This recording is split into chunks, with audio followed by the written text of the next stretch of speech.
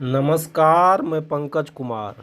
2024 का चुनाव राजनीतिक फिसलन के लिहाज से ऐतिहासिक है, खासकर प्रधानमंत्री नरेंद्र मोदी के लिए। भारत की दरबारी मीडिया उनसे इतनी बार पूछा कि आप थकते क्यों नहीं, आप इतनी ऊर्जा कहाँ से लाते हैं, कि यह एक तरह से मीम बन गया। लेकिन मोदी इस चुनाव में पूरी तरह थके दिखे। अपने भाषण के लिए प्रसिद्ध प्रधानमंत्री पूरे चुनाव के दौरान अपने भाषण में लगातार अपने पद की गरिमा को खोते चले गए।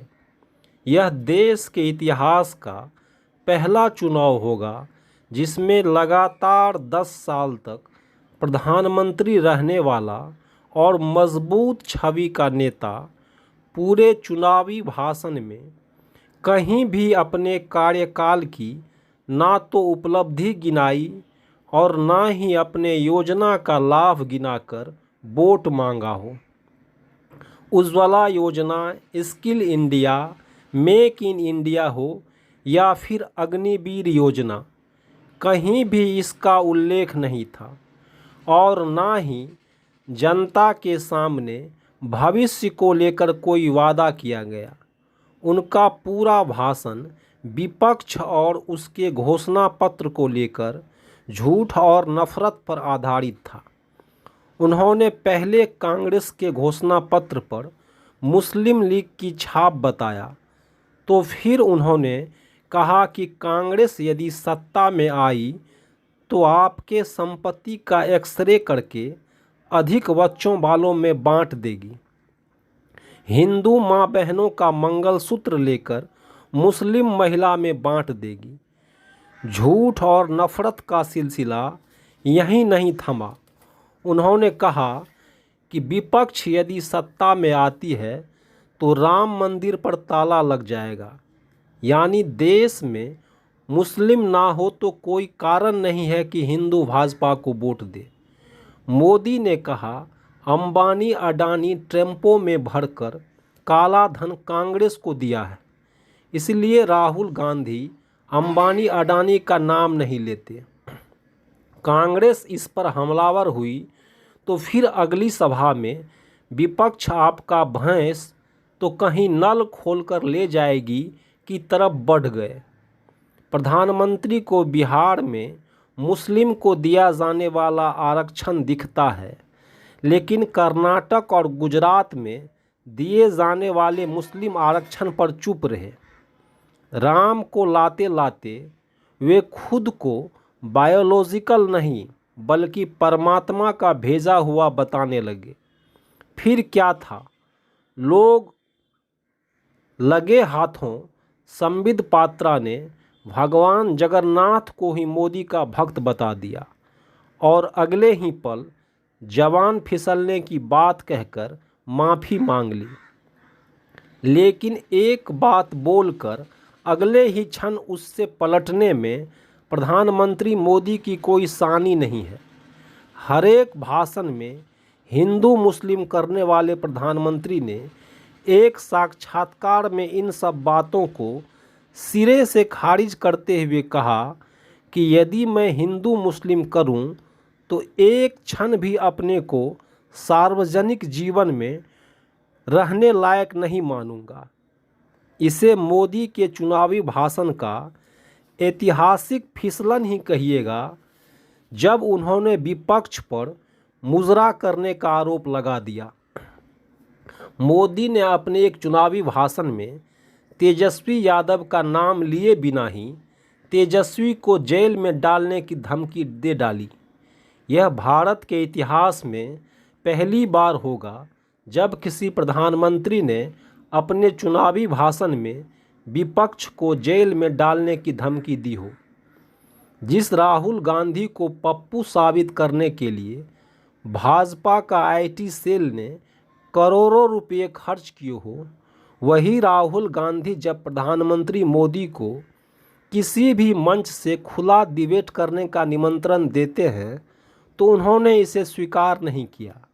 यही निमंत्रण यदि मोदी की तरफ से दिया गया होता और राहुल गांधी इसे स्वीकार नहीं करते तो पूरा दरबारी मीडिया राहुल को भागता हुआ दिखाता। मोदी भले ही राहुल से बहस का आमंत्रण ठुकरा दिया हो, लेकिन इस बीच दरबारी मीडिया को 80 से अधिक इंटरव्यू दिया। यह इंटरव्यू इतना स्क्रिप्टेड था कि यह कहने भर कोई इंटरव्यू था। इसमें सवाल के बदले महिमा मंडन था, या यूं कहिए सिर्फ प्रधानमंत्री का जवाब ही जवाब था। सब कुछ फिल्मी शूटिंग की तरह पहले से तय था। इस इंटरव्यू में सिर्फ मोदी ही मोदी थे। इतिहास इसकी समीक्षा करेगा कि इसमें इलेक्टोरल बॉन्ड, 2 करोड़ नौकरी का वादा, किसानों की आय दोगुना करने के वादा पर सवाल क्यों नहीं था। इस तरह का इंटरव्यू मीडिया के पतन का भी दस्तावेज बनता है। चुनाव यदि लोकतंत्र का पर्व है तो प्रधानमंत्री के भाषण में इस पर्व की पवित्रता, ईमानदारी, नदारत थी। अपने आखिरी चुनावी भाषण में मोदी ने कहा, इंडी गठबंधन मेरा मुंह ना खुलवाए वरना 7 पीढ़ी के पाप निकाल कर रख दूंगा। सवाल है कि प्रधानमंत्री को अपने 10 साल के कार्यकाल में यह काम करने से रोका किसने था। इस पर पूर्व प्रधानमंत्री मनमोहन सिंह ने कहा कि मोदी ने सार्वजनिक संवाद की गरिमा को ठेस पहुंचाई है। उन्होंने नफरत भरे भाषण देकर प्रधानमंत्री पद की गरिमा को ठेस पहुंचाई है।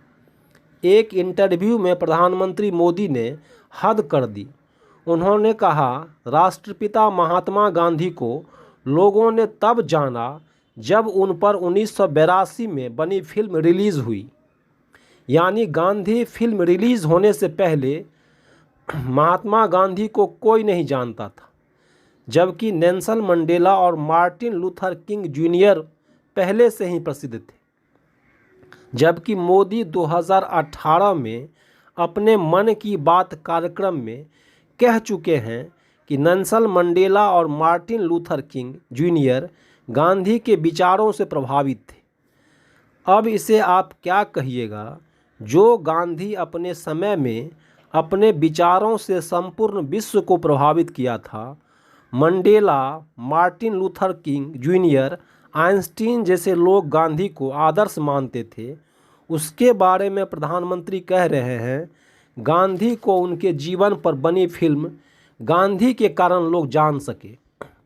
यह झूठ से बड़ा शर्म की बात है। इस बीच महात्मा गांधी पर मोदी की टिप्पणी को लेकर राष्ट्रीय अवार्ड विजेता फिल्म निर्माता लुईट बर्मन ने गुवाहाटी के हाटीगांव थाने में शिकायत दी है।